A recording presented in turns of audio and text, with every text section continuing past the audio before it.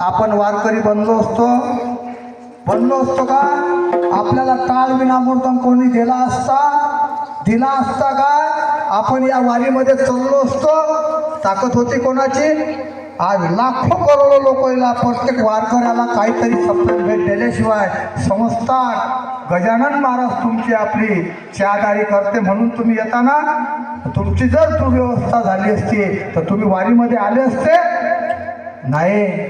मग त्या बाईला सांगितलं की माय, पहिले गजानन महाराज भेटले, गजानन महाराज भेटल्यावर मी वारीत गेलो, मग मला रामाचं दर्शन झालं, म्हणून पहिले वारी करेन मी गजानन महाराजची. गजानन महाराज हे कसे विदर्भाचे संत आहेत.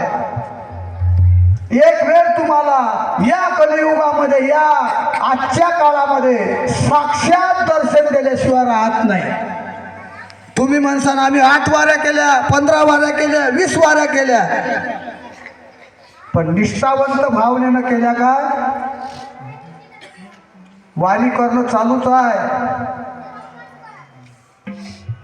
घरापाशी आले, थोडा वेळ थांबले, निघाले बाहेर. आपण बाहेर फिरण्यासाठी आलो. आपल्याला वारकरी होऊनच या ठिकाणी आपल्याला काम करायचं.